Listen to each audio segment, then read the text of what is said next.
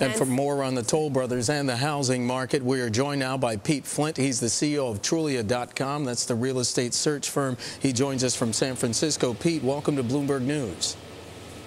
Thank you. Pleasure to be here. As we were looking through the story on the Bloomberg terminal today, it said that the average discount was 10%. That's a bitter pill for a lot of people to swallow in this economic environment. Is it enough, though?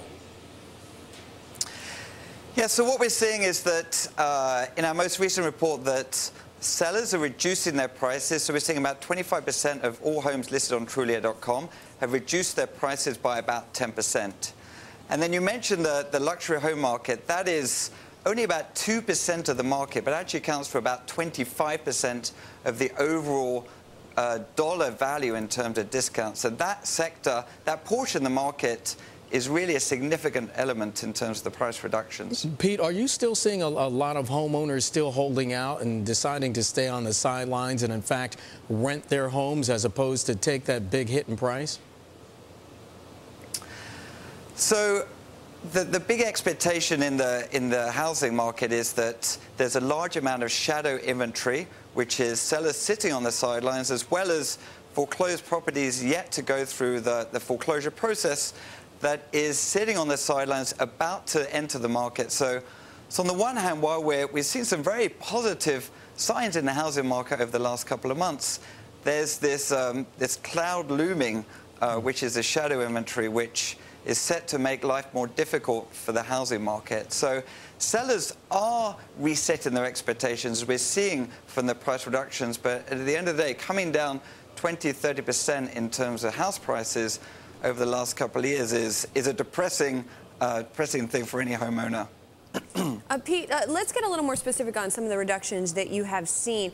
Talk to us about regions here where you have seen the highest proportion of reductions and where you have seen the deepest reductions. So the Northeast is really where we're seeing most of the price reductions happen in terms of percentage of properties in that region that have been reduced. But there are some positive signs. So certain areas such as Los Angeles, Las Vegas, Oakland, which have typically been hard hit by the foreclosure crisis, are actually reducing the number of price reductions. So, while the market is pretty tough out there, we certainly see some positive signs in these areas. And then the other big news, obviously, in the housing market is the first-time home buyer tax credit has been extended, and there's additional home buyer tax credit of $6,500, which will create an additional stimulus up until Q2 next year, driving additional transactions into the market on both the buy side, as we've seen on the first-time home buyer side, but also on the sell side. We anticipate that sellers that have been sitting on the sidelines may well enter the market, so-called trade-up buyers. These sellers that will try to sell their properties in the next 6 months, adding additional inventory into the market, which is kind of obviously a very aggressive time in the market right now as well. Pete, without that $8,000 homebuyer tax credit, what's the landscape look like?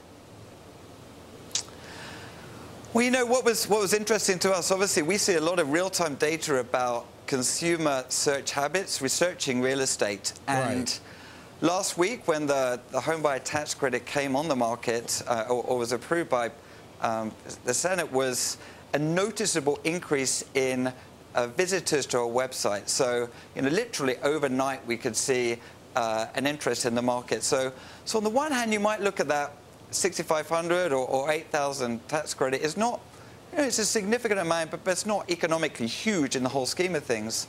It's really driving sentiment. So it's really driving consumers to look for properties which they otherwise thought they'd stay out of the market at this stage. And Pete, Julie asked you about regions, and I noticed that Detroit had the biggest average reduction in home prices at 25%.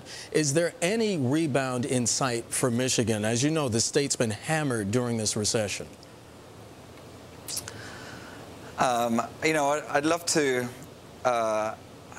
be hopeful for that region, but I think it's just there's so much scar tissue in that region, in the housing market, that for the foreseeable future, I think it's going to be tough in that market. But for the right buyer, then I think there is some bargains galore in that area. Pete, we talked about regions, but I'm also curious about different types of housing. When you look at the luxury end of the market down to the lower end of the spectrum, so what kind of trends are you seeing? Looking at the data, what we see is, as I said, that the luxury market is not shifting as much as you expected compared to the lower end. So part of that we think is that the buyers and sellers are looking at this in that they're not in a rush to make a decision, and it's very difficult to have financing at the high end. So the action is at the low end. Yeah. The high end's pretty quiet. Pete Flint of Trulia.com joining us from San Francisco. Pete, thanks so much.